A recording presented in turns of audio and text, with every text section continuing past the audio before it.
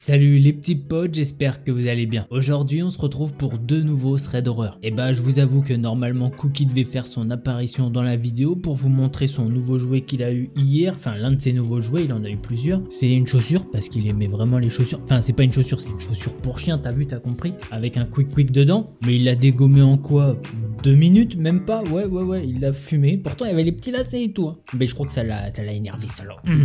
Et l'autre jouet c'est une babale qui fait du bruit très bizarre mais il adore. Voilà, info comme ça concernant le petit Cookie, mais comme il va souvent au parc pour se défouler, petite photo de lui d'ailleurs, et bah là il est fatigué et du coup il se repose. Et juste pour préciser, ça c'est vraiment son nourrier à lui, puisque oui c'est un chien mais il aime le confort. Allez bref, à part tes fêtes on va partir sur les histoires. Mais avant ça, si tu veux tu peux me soutenir avec un petit pouce bleu de soutien, et si jamais t'es pas abonné n'hésite pas à le faire. D'ailleurs quand je tourne la vidéo je crois qu'on est 9975 sur la chaîne, quelque chose comme ça. Vous êtes vraiment chaud, bravo. Allez, prends ton meilleur chocolat chaud et installe-toi confortablement.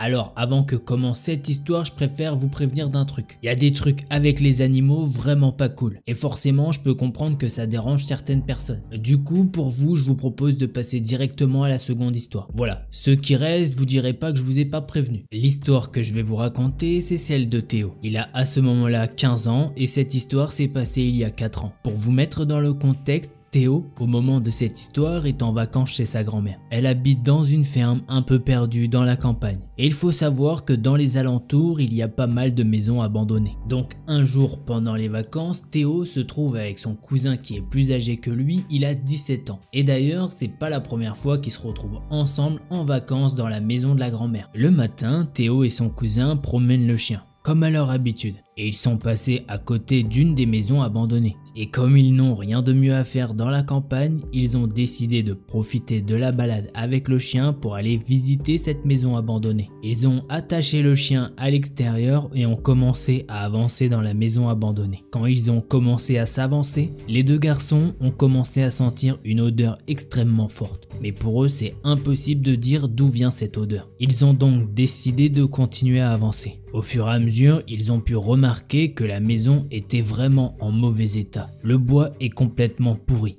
Il y a de l'humidité absolument partout. Ils ont continué leur route et au bout d'un moment, ils sont arrivés devant une porte. Ils rentrent dans une pièce.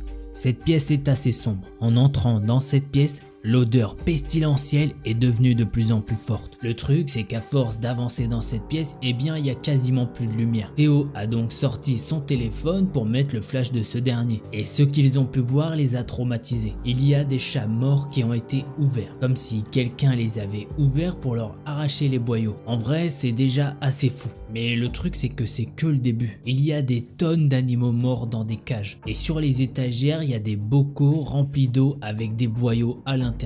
Vraiment, ça les fait flipper comme dans un film d'horreur, sauf que là, c'est la réalité. En voyant ça, Théo et son cousin sont restés figés quelques minutes. Ils ne peuvent pas croire à l'horreur qui se trouve devant leurs yeux. Puis à un moment, ils ont entendu des bruits de pas au 2e étage. Théo et son cousin ont donc décidé de sortir de la maison. Quand tout d'un coup, ils ont entendu le chien dehors aboyer comme pour les prévenir d'un danger. La situation étant tellement folle qu'ils ont un énorme pic d'adrénaline, puisqu'en même temps, les bruits de pas au 2e étage semblent s'intensifier. Théo et son cousin ont commencé à courir quand ils ont entendu un homme hurler dans toute la maison. En entendant ça, les deux garçons ont été perturbés pendant une demi-seconde, mais ils se sont remis directement à courir. Une fois dehors, ils ont détaché le chien et ils sont partis en courant sans jamais regarder derrière eux. Au moment où Théo nous écrit cette histoire, sa grand-mère a déménagé. Mais de toute façon, elle ne sait rien de cette histoire, puisque seul Théo, son cousin et des amis. Et maintenant, nous sommes au courant de cette histoire. Voilà, c'est ainsi que se termine ce premier thread d'horreur. J'avais prévenu que cette histoire serait pas ouf pour ceux qui aiment les animaux. Et franchement, c'est un truc de fou ce thread, du coup on va pas s'éterniser là-dessus et on va passer à la seconde histoire.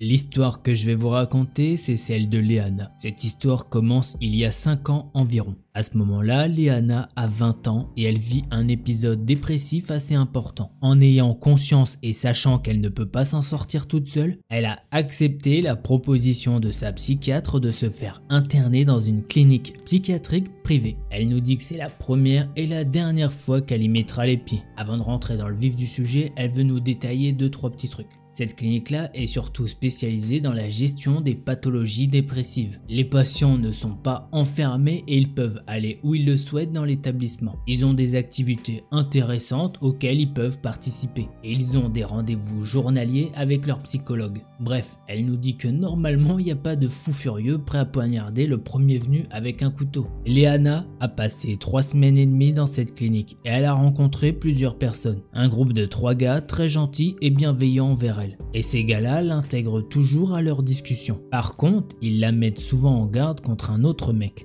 Un certain Axel qui traîne toujours tout seul dans la clinique et qui n'a aucun ami. Étant de nature curieuse et facilement empathique, Luna s'est intéressée à lui. Liana a appris via plusieurs conversations avec d'autres personnes qu'il est là depuis 1 mois et qu'il n'a parlé à personne depuis. Tout ce qu'elle sait, c'est qu'il a été interné de force. À part ça, Liana n'a pas réussi à avoir plus de détails. Mais en gros, si ça tenait qu'à lui, il aurait jamais mis les pieds ici. Il serait là pour cause de dépression à cause de son alcoolémie et aussi qu'il a des envies de mettre fin à ses jours. Et Liana, en entendant ce profil, le trouve assez intéressant, bien que flippant. Malgré tout ça, Liana décide d'aller lui parler. Car à l'époque, elle ne supporte pas de voir des personnes seules et s'isoler. Au premier abord, ce gars a l'air intéressant. Il l'a même fait rire. Et ils se rendent compte que tous les deux ont les mêmes goûts musicaux. Ça leur fait des petits points communs. Et naturellement, ils ont commencé à traîner ensemble. À force, une petite routine s'est même installée. D'ailleurs, une chose dans cette petite routine, c'est qu'au couvre-feu de 21h, ce gars vient la raccompagner à sa chambre et ensuite il part dans la sienne. Ce schéma va continuer tranquillement pendant 2 semaines,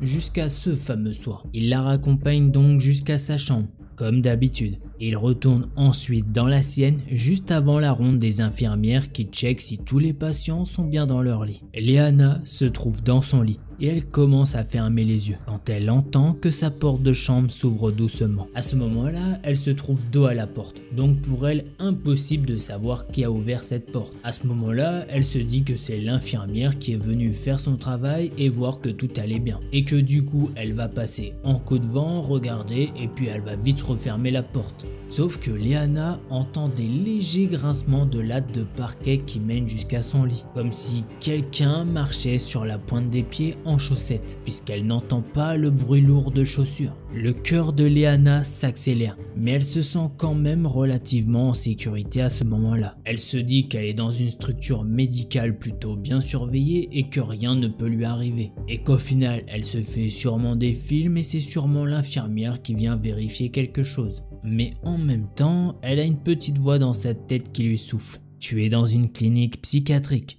Quelqu'un ouvre la porte de ta chambre en pleine nuit et s'approche de toi sans faire aucun bruit et tu es vraiment sûr d'être en sécurité? En se disant ça, le cœur de Liana s'accélère encore plus. Elle garde les yeux fermés et continue de faire semblant de dormir. Et à partir de là, elle commence à entendre le son d'une respiration assez lourde, comme essoufflée juste devant son lit. Liana a peur. Pourquoi une infirmière la regarderait s'endormir? Et surtout, détail des plus marquants, elle peut sentir une légère odeur d'alcool. Pourquoi une infirmière sentirait l'alcool? Le son de la respiration lui semble durer une éternité. Elle se fait tous les scénarios possibles. Et derrière elle, cette présence inquiétante ne s'en va pas. Mais d'un coup, Liana va entendre la porte de sa chambre se fermer. Sauf que, petit problème, elle n'a pas entendu les grincements du parquet indiquant que cette personne était repartie. Elle sait donc que cette personne est toujours là et sûrement en train de la regarder dormir. Liana se pose alors encore plus de questions. Mais qui a fermé cette porte? Suis-je vraiment seule dans cette chambre? Mais Liana va avoir très vite sa réponse. Elle entend de nouveau cette respiration lourde, mais cette fois encore plus étouffée. En localisant le son de la respiration, Liana peut comprendre que cette personne se cache maintenant sous son lit. Par conséquent, la personne qui vient de fermer la porte de sa chambre est sûrement l'infirmière, qui n'a sûrement pas compris pourquoi la chambre était grande ouverte en pleine nuit. Liana est intimement persuadée et surtout, elle entend son instinct lui hurler qu'une personne est actuellement sous son lit. Elle en est pétrifiée. Léana décide donc de ne rien faire et d'attendre que cette personne s'en aille d'elle-même. Pour Léana, il est impossible de poser les pieds au sol tout en sachant que cette personne se trouve sous son lit et qui pourrait l'attaquer à tout moment. Elle se dit que si elle crie, rien ne lui garantit que le personnel soignant pourrait l'entendre. Et surtout venir à son secours dans les temps. Au bout de ce qui lui semble une éternité,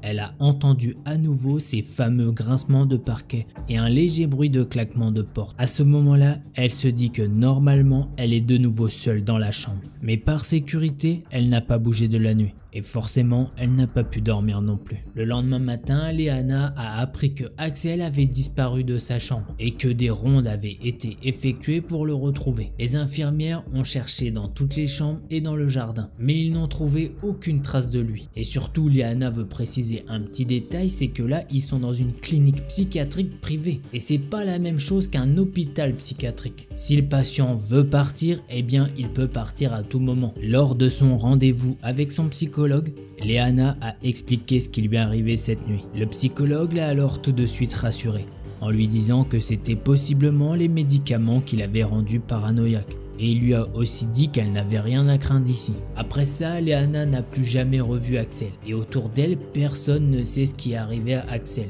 Le truc, c'est que maintenant, Léana se demande si c'était pas la première fois qu'il faisait ça. Mais Léana a quand même eu une petite info en plus. Tout ça de la part d'un vieux patient habitué à cette clinique. Et il lui a dit que Axel était aussi un habitué de cette clinique. Et que c'était clairement pas son premier passage ici. Et ça, c'est une info que Axel n'a jamais dite à Léana. D'ailleurs, après ces événements, elle est partie de la clinique 3 jours après. Et maintenant, elle nous dit que psychologiquement, ça va beaucoup mieux. Voilà, c'est ainsi que se termine ce deuxième thread d'horreur. Bon, je vous le dis honnêtement, en lisant et en racontant cette histoire, il y a trop de films qui se font dans ma tête. Est-ce que le gars voulait abuser d'elle? Est-ce que c'est son gros kiff de regarder des gens dormir? J'en sais rien, c'est bizarre, mais le cerveau humain est bizarre de base. N'hésitez pas si vous avez des théories dans les commentaires, même si elles sont farfelues. Après, effectivement, peut-être qu'elle lui avait piqué son goûter à 16h, j'en sais rien, c'est peut-être un truc comme ça. Hein. Bref, les petits potes, si vous avez aimé ces deux histoires, je vous invite à mettre un petit pouce bleu de soutien. Et si jamais t'es pas abonné, je t'invite à le faire en activant la petite cloche. Et bah vous savez quoi, en attendant la prochaine vidéo, portez-vous bien, tchuss les petits potes.